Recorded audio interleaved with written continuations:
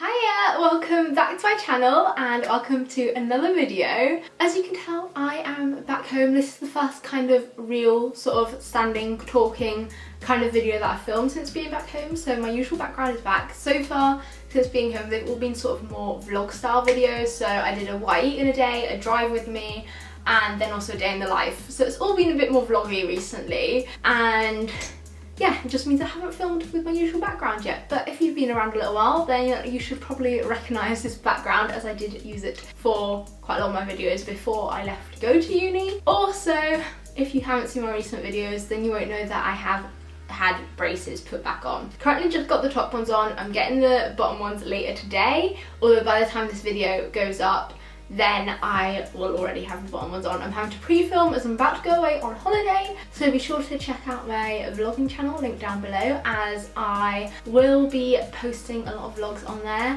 of my holiday. I'm not sure what the Wi-Fi situation will be like, so I'll try and get them up while I'm away. If not, then definitely once I'm back there'll be a lot of holiday vlogs going up, so be sure to check out my channel down below in the description. But anyway, for today's video, again, it is the end of the month. I believe the day this goes up is actually officially the last day of June, so right on the last day of the month of June, I thought I would do my usual monthly favourites, as we are now officially halfway through 2019. I just can't quite put that into perspective. It's definitely going to be Christmas before we know it, and this year is just going to fly by again like all the most recent ones have. I swear, as you get older, the years just get faster somehow.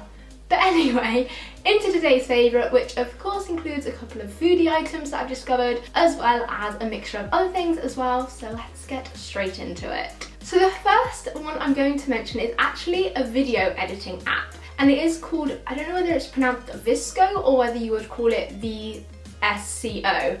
So that's how it's spelled, so I don't know whether you would say it with the initials or say it as Visco, is kind of how I've taken that would be pronounced. Let me know if you happen to know this app. But it's really great for editing photos, and basically on there you can use the set sort of filters that they've got and then make all the adjustments to brightness and contrast and everything like that. And then you can save your own presets as well, so you can sort of create your own filters in a way. And I've been loving it for editing my Instagram photos recently. I've recently tried to be a lot more active over on my Instagram, so be sure to check it out. It'll be linked down below. But it's definitely allowed me to give more sort of consistency to my feed and give it a little bit more of a theme and kind of the overall appearance of it to be more coherent and for everything to kind of fit in, which I've been loving. And yeah, I've just found it so fun to get more creative with photos and use my own presets and just to give my Instagram feed a bit more consistency. So if you want a new photo editing app to check out, and also just getting creative, making your own presets and filters,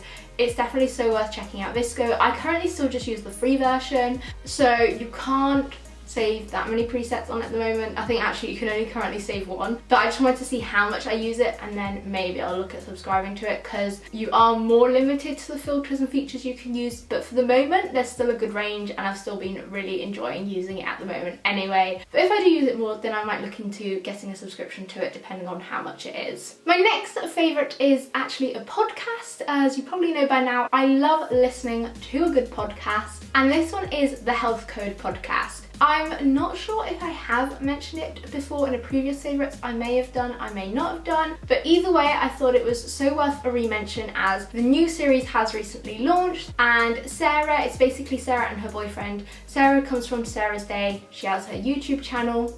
You might know it, you may or may not know it. She's an Australian YouTuber, really into health, fitness, all that kind of stuff. So if that's your kind of channel that you like, definitely check that out. I'll link the channel down below as well. But her and her boyfriend do have a podcast that they do together, and it's all about health, fitness, lifestyle, relationships, kind of a good variety of things, all to do with things that everyone kind of wants to know a bit more about. And I just find it super interesting. I find them both really entertaining, and yeah, like I said, their new series has recently launched. So Sarah's just recently given birth to their first child, and now they've got the series going again, and it's great for motivation in terms of fitness or work as well. And then they also get some really interesting guests on too. So overall, it's just a lot of different things that I'm interested in all in one podcast, which is just amazing. So I'll link it down below, and if you're trying to get into listening to a podcast or just want to discover a new one to listen to, definitely worth checking out if it sounds like your kind of thing. My next favourite is actually a set of makeup brushes. This was actually a Christmas gift that I got given, and yes, Christmas seems like quite a while ago now, but I just never sort of ended up having room for it in my luggage to take it back to uni. So it's just been sat here, and I've only started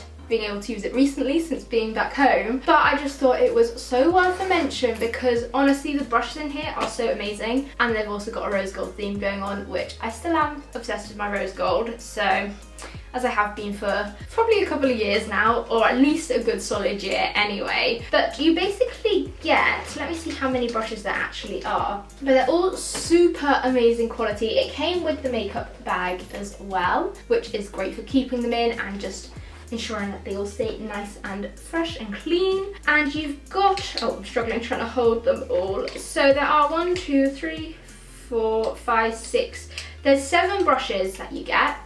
And as you can see, they've got all this white base, and it's such a nice material. It's that kind of sort of velvety material, I guess you could describe it as. So it's got really good grip and it just feels so nice. And then the writing on it, which says Iconic London in rose gold, is just so pretty. And then the metallic bit on the brush is in rose gold. And the different brushes you get is basically a big powder brush, and this one, honestly, you could just sit there doing this all day. They're so soft and just feel so amazing on the skin. And this one is just great for a sort of setting powder or neutral tone powder, or I often use the Rimmel Stay Matte Everyday kind of powder just to help set my makeup a bit. Great for anything like that.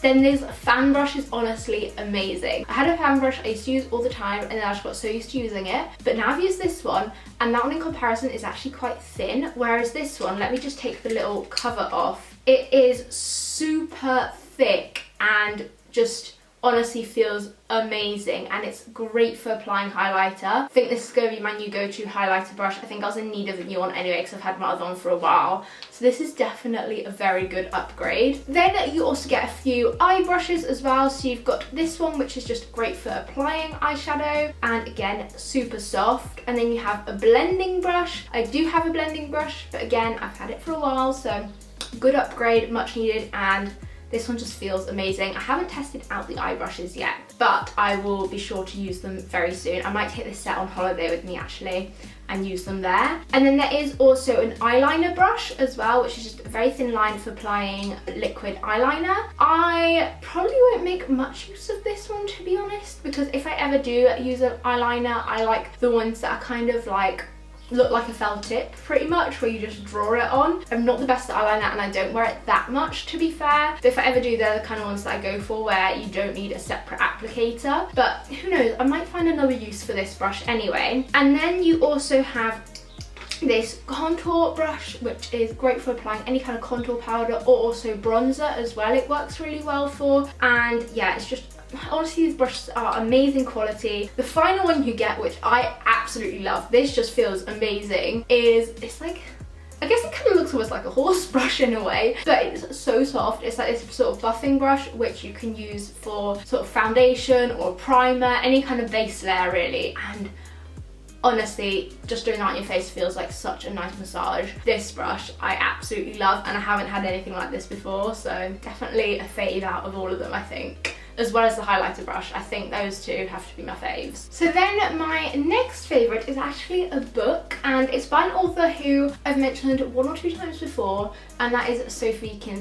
I've got into reading basically all of her books. I think this is the only one that I've got left to read now, besides she has a whole Shopaholic series as well. Haven't read any of those, but out of her individual novels, this is the last one I have to read. This is the most recent one. It came out a month or 2 ago, and I think it only came out this month though in paperback. I prefer a paperback book for when I'm like traveling. I knew I'd probably want to take this one on holiday. If I don't finish it before then, I might finish it before then, but if I don't, then I'll take this one with me, and so it's just a lot more practical for taking to places. Although if you sort of just want it to look nice on a shelf, then having the original hardback is definitely a nice option too. But I haven't completely finished this one yet, but definitely worth a mention because I think that I am going to really enjoy this one. Overall so far, what I've got from it is that it's going to be really good, it's going to be really funny. I love most of her books, to be fair, but definitely, I mean, as they all are different stories, you're going to prefer some over others, and this one seems like it's going to be a good one. So if you're looking for a new summer read, it's definitely like an easy to read, comical kind of book that everyone can kind of really get into. I definitely recommend I Owe You One by Sofie.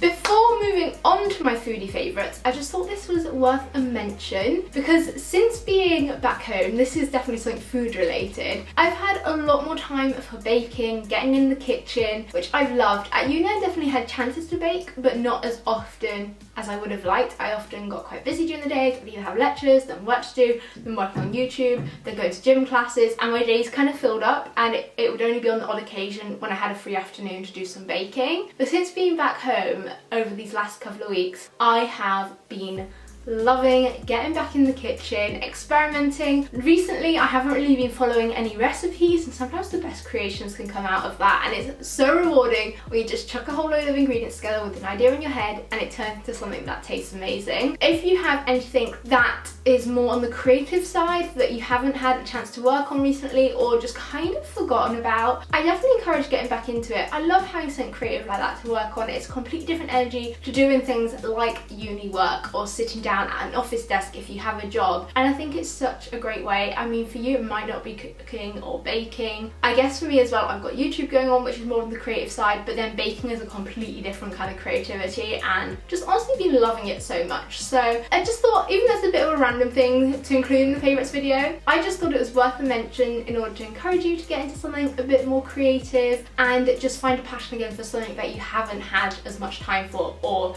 you've just kind of lost interest in recently because of other things kind of getting in the way. Then my first foodie favourite, which kind of relates to getting in the kitchen and baking actually, is the Loving Earth dark chocolate. If you love anything chocolate chips like cookies or muffins, anything baking that involves chocolate, I found this one to be a great one for baking with, because even if you're not into sort of just eating dark chocolate straight as it is, this is a great healthy alternative to chocolate chips in baking. It's literally made from two ingredients. It's like raw cacao and I think it's coconut nectar for a bit of sweetness, and that is it. So it is quite a rich chocolate, but then when you have it as sort of a replacement for chocolate chips in some kind of sweet bake, the two really work well together. I have been creating some recipes using it down below on my food Instagram. You'll be able to find those. I made some sort of cherry bakewell inspired chocolate chip cookies. I also did some banana bread chocolate chip muffins, and these were just recipes that I threw together through random creations in the kitchen I was trying to make. But any of the Loving Earth chocolate really is amazing to eat or to bake with, and it melts really well, because I found that with